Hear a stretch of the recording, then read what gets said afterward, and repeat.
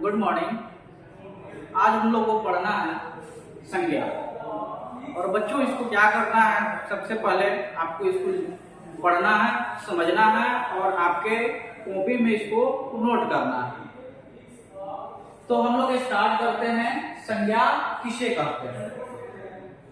तो इसकी परिभाषा है किसी व्यक्ति, वस्तु, स्थान के नाम को संज्ञा कहते हैं।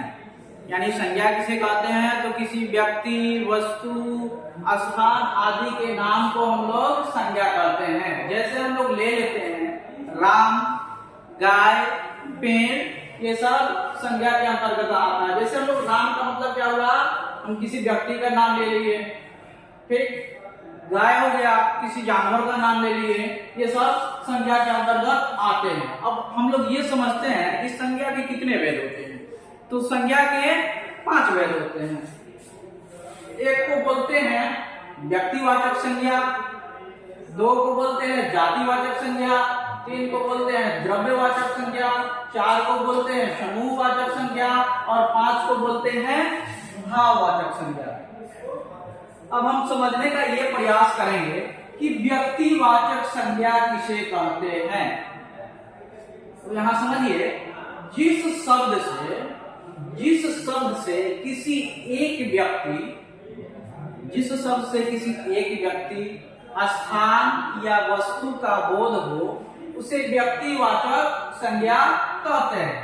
जैसे यहां दिया हुआ है राम, पटना, ताजमहल इत्यादि, ये सभी व्यक्तिवाचक संज्ञा कहलाते हैं। अब 2 नंबर हम लोग ले लेते हैं जातिवाचक संज्ञा। यानी जातिवाचक संज्ञा किसे कहते हैं, तो जिस शब्द से पूरी जाति, यानी पूरी जाति या श्रेणी भर का बोध हो, उसे जातिवाचक संज्ञा कहते हैं। जैसे घोड़ा किसी एक जाति के बोध हो रहा है। गाय मनुष्य, यानी मनुष्य जाति का बोध हो रहा है, इसे हम लोग जातिवाचक संज्ञा कहेंगे। 3 नंबर बढ़ेंगे द्रव्यवाचक संज्ञा। यानी द्रव्यवाचक संज्ञा किसे कहते हैं, तो जिस शब्द से द्रव्य या पदार्थ का बोध हो, यानी जिस शब्द से द्रव्य या पदार्थ का बोध हो और जिसे मापा या तौला जा सके, परंतु उसे हम लोग गिना नहीं जा सकता है, उसे हम लोग द्रव्यवाचक संज्ञा कहते हैं। जैसे हम लोग ले लेते हैं दूध को माप सकते हैं, सोना तौल सकते हैं, आटा तौल सकते हैं, परंतु दूध और सोना और आटा को हम लोग गिन नहीं सकते हैं, इसलिए इसे हम लोग द्रव्यवाचक संज्ञा के अंतर्गत रखते हैं।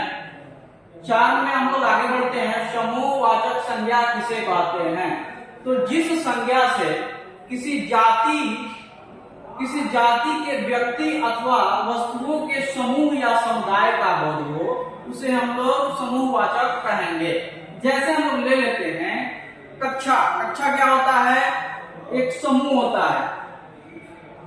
सभा हो गया, उसमें बहुत सारे लोग बैठते हैं। दल हो गया, जिसमें बहुत सारे लोग बैठते हैं और एक समूह का निर्माण करते हैं, इसलिए इसे हम लोग समूहवाचक संज्ञा के अंतर्गत रखते हैं।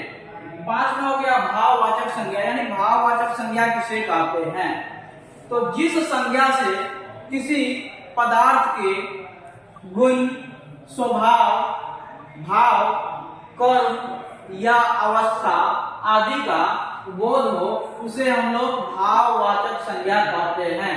जैसे हम लोग मान लेते हैं, एग्जाम्पल में दिया है वीरता का मतलब क्या है, किसी का भाव है वो वीर है। शक्ति हो गया, मित्रता हो गया, संगीत हो गया इत्यादि, ये भाववाचक संज्ञा में आते हैं।